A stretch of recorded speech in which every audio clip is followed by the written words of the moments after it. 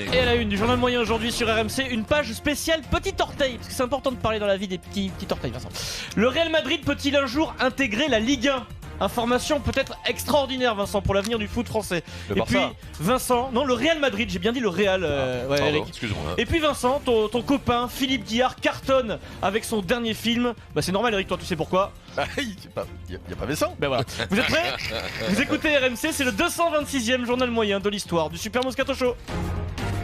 En direct de la rédaction du Super Moscato Show, c'est le journal moyen d'Adrien Egoin.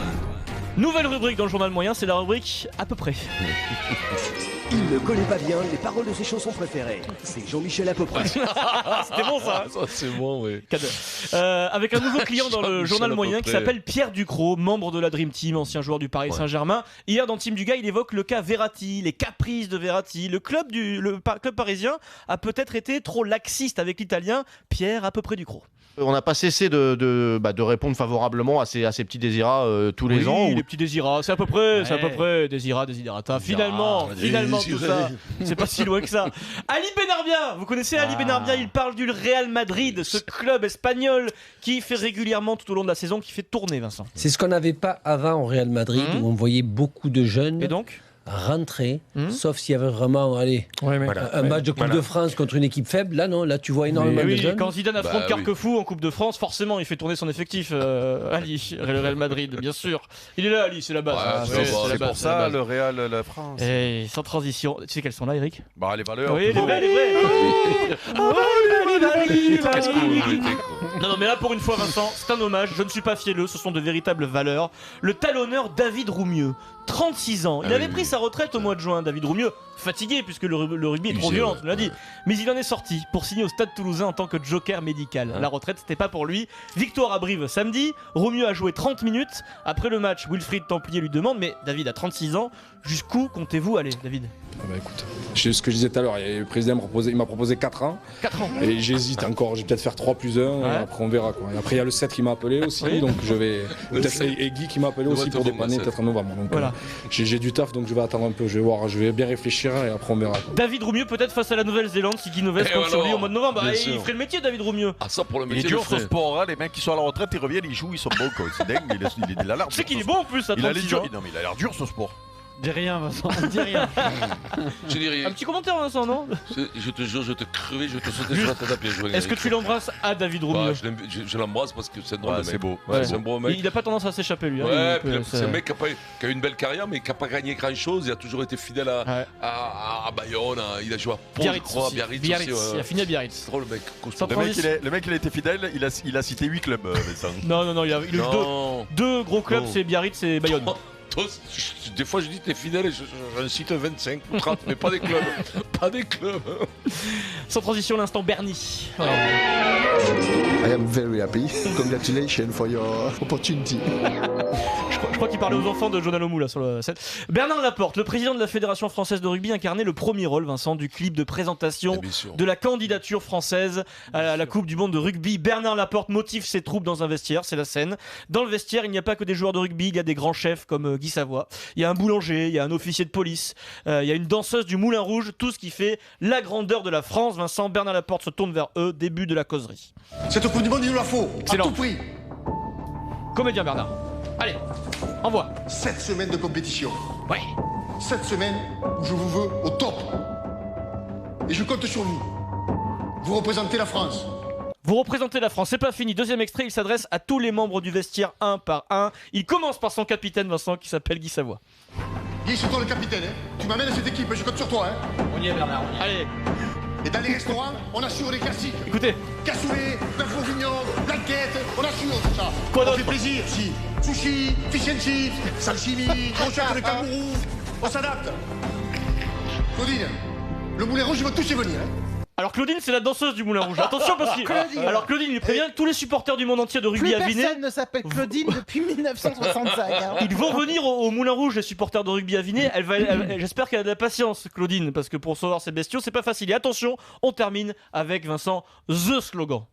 La France, c'est la French Touch. The French Touch.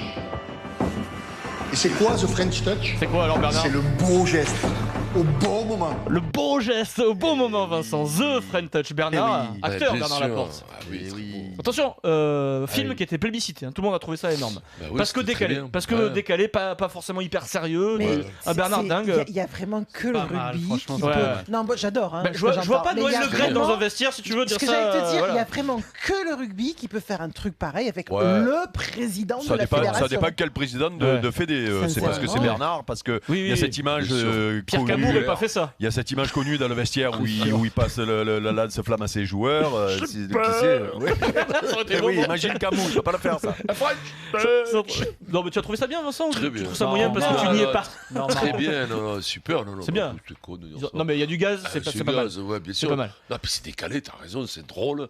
Et voilà, faut le voir. Là, on a que le son. En plus, il y a un bon réalisateur. Il est Jobastre. Il est vraiment Jobastre. Il y a un bon réalisateur qui fait tourner les bons acteurs. C'est important aussi.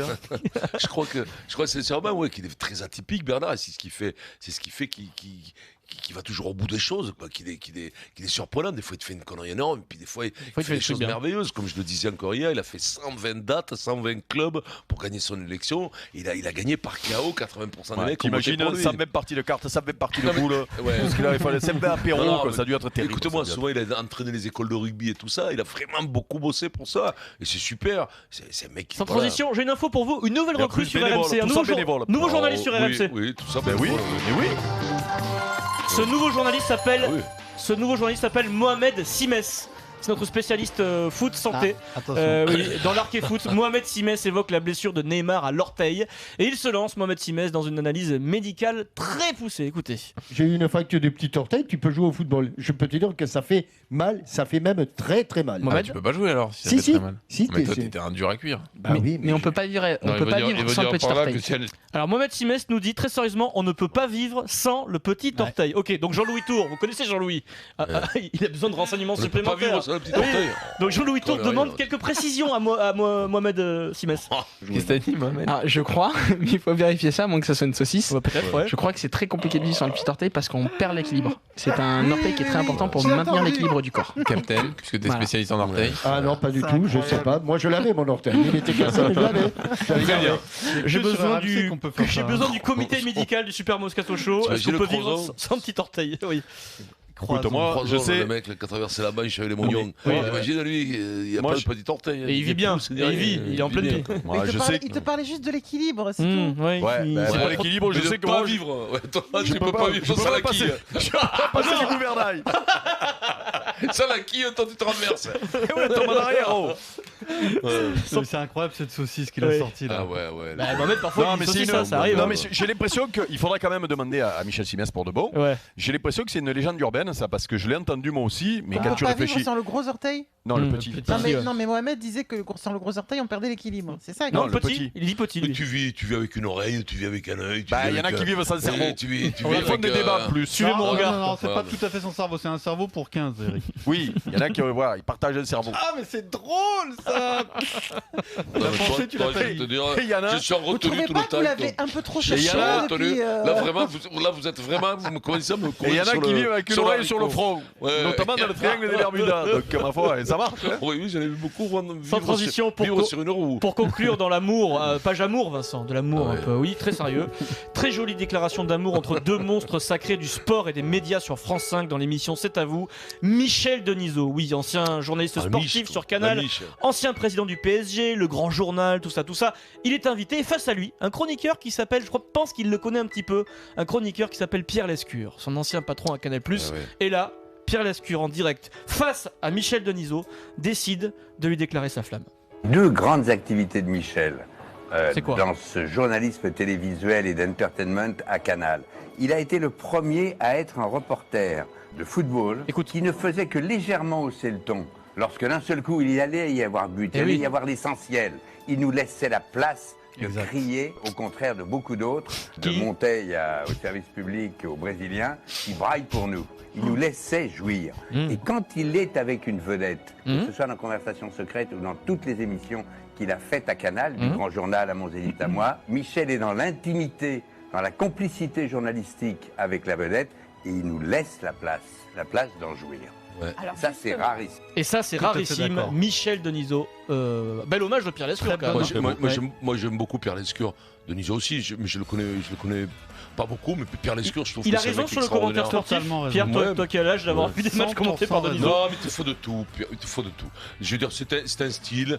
Voilà. Bel hommage, il faut des jaloux, il faut des mecs qui s'emballent. Oui, mais c'est un style, la sobriété, c'est son style. La radio et la télé, c'est pas le même média. Oui, si tu te mets à brailler à la télé, c'est pénible. Mais la sobriété, c'est son style qui va bien à sa personnalité, Denisot. S'il avait forcé le trait, ça aurait sonné faux. Après, il y en a d'autres qui vont faire tout ça dans l'enthousiasme, même à la télé, en Espagne, même en France maintenant. Ouais, si t'as pas cet enthousiasme, que tu veux aussi faire pas au moment de l'enthousiasme d'un but, ben c'est compliqué. Ça passe moins bien et le supporter aime autant un mec comme Denisot qu'un autre, même peut-être un peu plus, qui comme des Jeannot Rességuier, qui te font vivre le match, qui réagissent beaucoup plus que Denisot. Il y a deux écoles. Tout de suite, tout de suite les guignols. Oh, très bien. Michel Denisot, la sobriété. C'est bon, prendre le temps de faire court. Tout de suite les guignols, non, ça le fait moins bien.